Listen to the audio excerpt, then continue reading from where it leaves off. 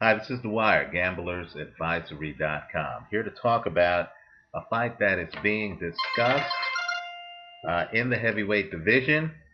My phone's obviously ringing off the hook about it. It is a possible heavyweight matchup between Cristobal, the Nightmare Arreola, and Tomasz Adamek. It's a matchup between Arreola, a volume puncher, and Adamek, a counterpunching technician. Now, Arreola will likely outweigh Adamek by probably 30 pounds.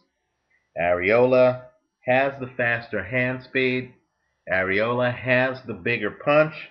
And Arreola being the bigger man, the man who's 6'4", 6'4" and a half, um, he's almost certain to be more aggressive than Tomasz Adamek. Now, all of that said, I'm picking Tomasz Adamek to win this fight. I think that Arreola is tailor-made for Tomasz Adamek. Where the fight gets interesting is that counterpunchers, and you see this in practically every Floyd Mayweather fight, you see this with Chad Dawson, counterpunchers have a very hard time early in fights. Um, they look like they are asleep at the wheel. They look lethargic. They're routinely called slow starters. Think Arthur Abraham, the super middleweight fighter, um, former middleweight champion. Think Floyd Mayweather. They're busy in the early part of fights actually trying to deconstruct you. They're trying to read you. They're trying to figure out what you're going to throw, how you're going to throw it, and how they're going to counter you.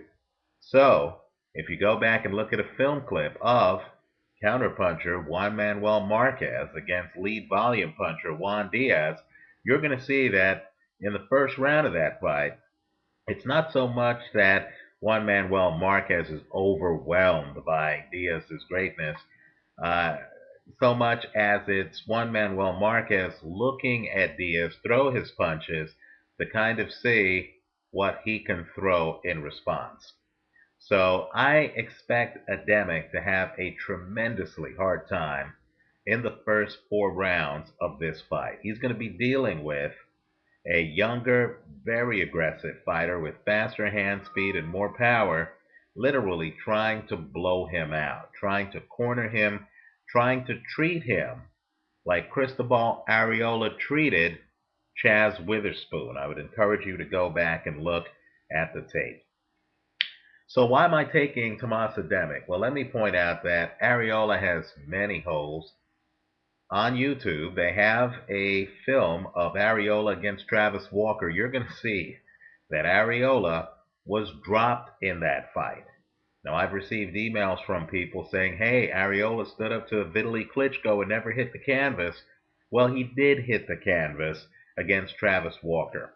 Also, it might surprise those of you who recall that Arreola made it to the 10th round against Vitaly Klitschko to learn that that's the only time in his entire career that Arreola has had to fight past the 8th round, right? Arreola simply doesn't have the stamina, in my opinion, to be successful in the latter part of the fight. Also, that Vitaly Klitschko fight, understand that one of the judges had Vitaly winning every round because, of course, Arreola has very limited defense.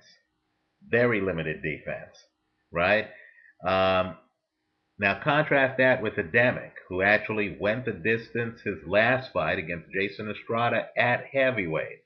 In other words, Adamek is not only carrying the weight at heavyweight, and people may recall that Adamek actually was a light heavyweight champion, then a cruiserweight champion, but Adamek, even at heavyweight, has been able to go the distance. Also, for those of you concerned that Adamek did not knock out Jason Estrada, understand that Estrada has never been knocked out.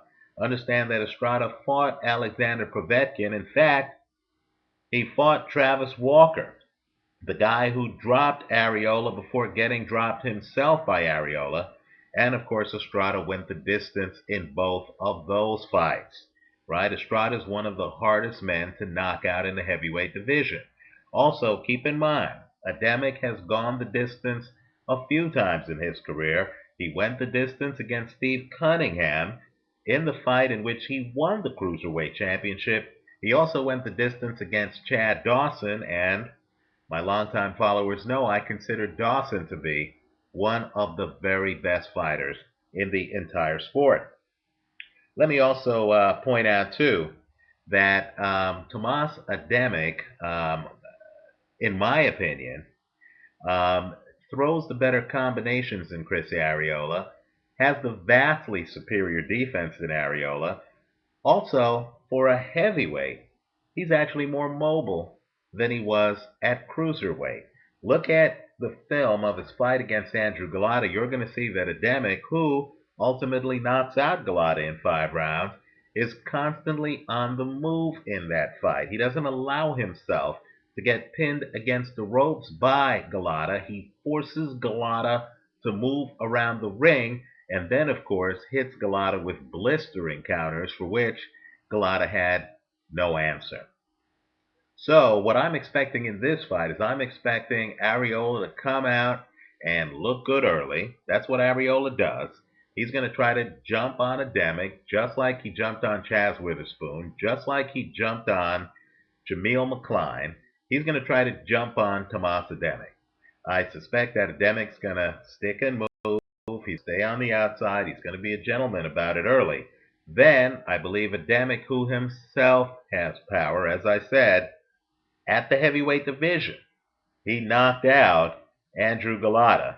I believe Adamek's going to start to sit down on his punches, and I believe he's going to deconstruct Chris Arreola, who likely is going to be completely winded and completely finished in the latter part of the fight. Arreola simply doesn't have the stamina, in my eyes, to keep up with Tomasz Adamek. Also, with regard to Adamek's weight gain, Adamek is like Bernard Hopkins. Both men claim that they were artificially below their natural weight for years. They were very disciplined. They ate the right foods. They kept the weight off. Well, now Adamek, in interviews at least, claims that he feels a lot stronger. He's able to eat the foods that he wants. Keep in mind, this is not a short man. He's not 5'11", like Arreola's last opponent, Brian Minto. Ademek's actually 6'1", 6'1 and a half. And so at 6'1", 6'1 and a half, 215 to 220 pounds, that sounds healthy to me. I believe that Adamek is very comfortable in the heavyweight division. He's not a blown-up cruiserweight. He's actually fighting at the kind of weight that Mike Tyson and others fought the majority of their heavyweight careers, right? It's only recently that we've had this explosion of 6'5", 6'6", 6'7", Lennox Lewis, Vitaly, Vladimir type heavyweights, right? So Adamek is a traditionally sized heavyweight. I believe if he wins this fight, I believe he has a pretty decent chance against either Vladimir Klitschko or David Haye. I'll concede that Vitaly Klitschko, who I consider to be the world's best heavyweight, might just be too tall and might use length too well for that fight to be very competitive. But certainly Adamek, at least in my opinion, not only beats Arreola, but I believe against David Haye or Vladimir Klitschko, he would be what I call a very live underdog. He would have a reasonable chance in both of those fights. I'll make videos if any of those fights ultimately come to pass. I like Adamek here. Let me know what you think. I understand the YouTube Nation was not that impressed with Ademek's win over Jason Estrada. I did read a bunch of emails on that. As I said before, just understand that Estrada is a very tough matchup for most. He's a defensive fighter. You're not going to see a lot of defense here from Chris Arreola. You're just going to see hand speed and aggression.